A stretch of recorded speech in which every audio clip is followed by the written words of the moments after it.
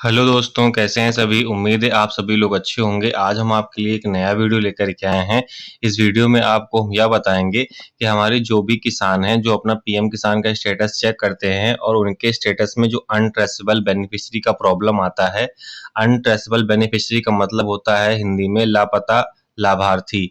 मतलब ऐसे किसान जिनको अनट्रेसेबल में डाल दिया गया है। उसका मतलब ये है कि वो किसान या तो जहाँ पे उनकी ज़मीन है, वहाँ से वो कहीं बाहर कमाने के लिए चले गए हैं या कहीं अलग रहने लगे हैं। और जो सत्यापन के दौरान जब कोई भी कृषि अधिकारी या कोई भी आदमी वहाँ जाता है, तो गाँव के लोग कुछ बताते हैं कि यहाँ पे वो लोग नहीं रहते हैं, बाहर चले गए हैं कमाने के लिए, ऐसा कुछ है। तो जब सत्यापन हर साल होता है, तो ये जो अधिकारी लोग होते हैं, उनका जो फॉर्म है वो अनट्रेसेबल में डाल देते हैं, यानी लापता लाभार्थी में। मतलब पूरी तरीके से वेरिफिकेशन नहीं होता है और ऐसे ही कोई बता देता है कि हाँ वो लोग यहाँ नहीं रहते हैं, तो उनको लापता लाभार्थी में डाल देता है। तो जो अनट्रेसेबल की प्रॉब्लम जितने भी किसानों को भारत में आ रही है, तो उसके लिए मैं पूरा समाधान लेकर के आया हूँ। कैसे मैंने एक किसान का सही करवाया है पूरा जेन्युइन तरीका अप्लाई करके।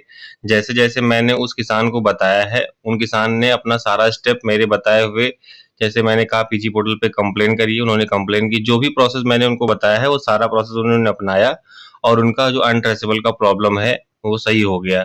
तो एक किसान है, अशोक कुमार निषाद हैं, उनका 2022 से, आप लोग ध्यान से सुनिएगा, उनका 2022 से जो अनट्रेसेबल बेनिफिशियरी का प्रॉब्लम आ रहा था, वो इधर-उधर बहुत भटक रहे थे, लेकिन उनका सही नहीं हो रहा था।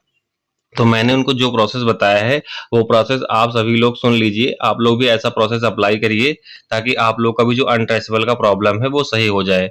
कहीं भी आपको ₹1 नहीं खर्चा करना है, बस आपको थोड़ा विभाग में दौड़ा-भागी करनी है। जब बार-बार जाएँगे विभाग में, जो प्रोसेस मैं बताऊँगा, उस प्रोसेस को अप्लाई करेंगे, तो आपका जो अनट्रेसेबल का प्रॉब्लम है, सही हो जाएगा।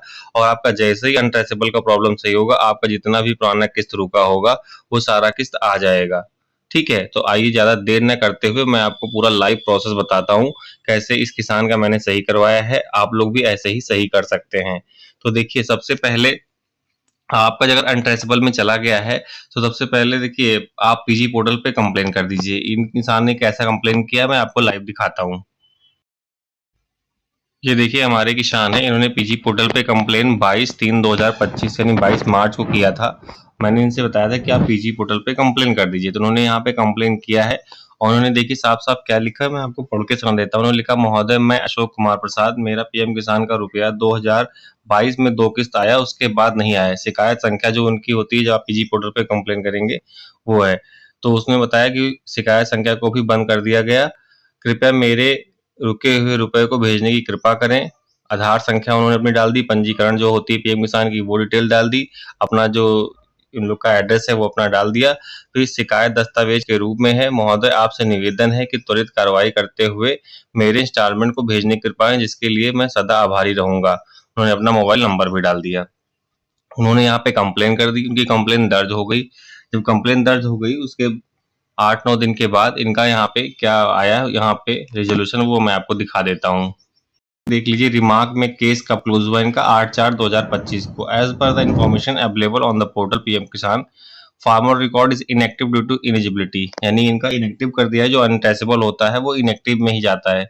With the request to approach the nodal officer of PM Kisan scheme in your district block agriculture office with all required documents, land detail, Aadhaar card, bank account etcetera for further action and verification. यहाँ पे देख लीजिए साफ साफ लिख करके आ गया है कि इनका जब चेक किया गया तो वहाँ पे अनट्रेसेबल दिखा रहा था, और जब स्टेटस चेक किया गया तो वहाँ पे इनको इनएक्टिव कर दिया गया था एलिजिबिलिटी के लिए। तो जितने भी किसानों का इनएक्टिव एलिजिबिलिटी आता है या अनट्रेसेबल आता है, वो लोग ऐसा ही सही कर सकते हैं। फिर इनको बताया गया, ये 8/4/2008 अप्रैल की बात है। फिर अपने ये सारे डॉक्यूमेंट ले करके अपने जिला कृषि कार्यालय में गए। वहाँ पे देखिए उन्होंने क्या कंप्लेन किया और कैसा एप्लीकेशन लिखा और कैसा उनका सही हुआ है, वो भी मैं आपको बताता हूँ।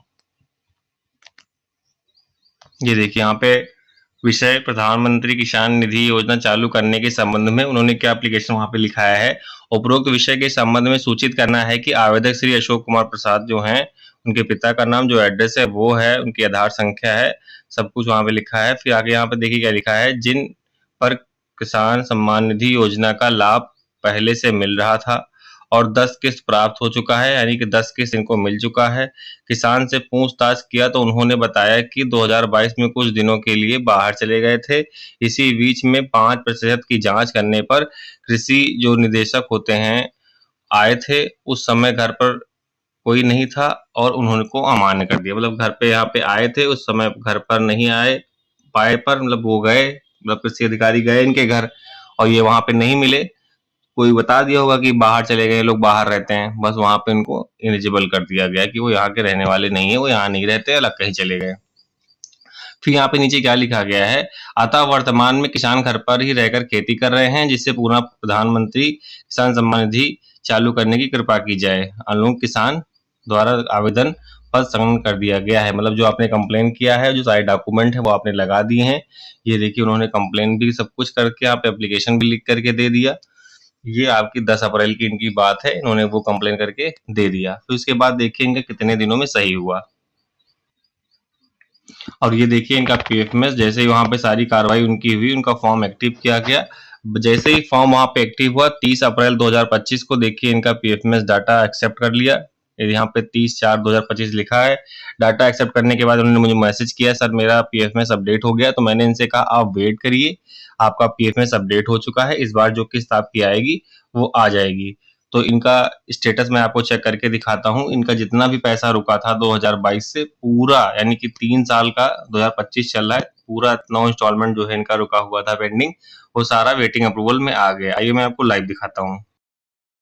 ये देखिए इनका नाम अशोक कुमार प्रसाद, इनका रजिस्ट्रेशन नंबर है ये। और उसके बाद जब आप यहाँ पे नीचे आएंगे, इनका देखिए रजिस्ट्रेशन 2019 का है।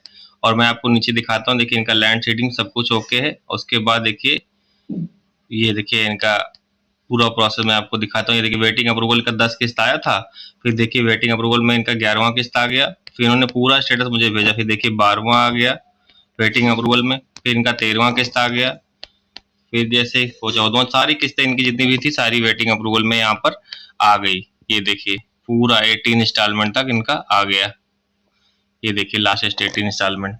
तो आप लोग भी ऐसे ही अपना स्टेटस जैसे मैंने आपको प्रोसेस बताया है वही प्रोसेस आप फॉलो करके अपना सही कर लीजिए।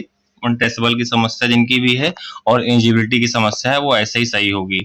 तो उम्मीद करता हूँ यह वीडियो अगर आपको अच्छा लगा है तो हमारे वीडियो को लाइक करिएगा और चैनल को जरूर सब्सक्राइब करिएगा, ताकि आगे आने वाले जो भी अपडेट होते हैं वो सबसे पहले आप लोगों को मिल सकें।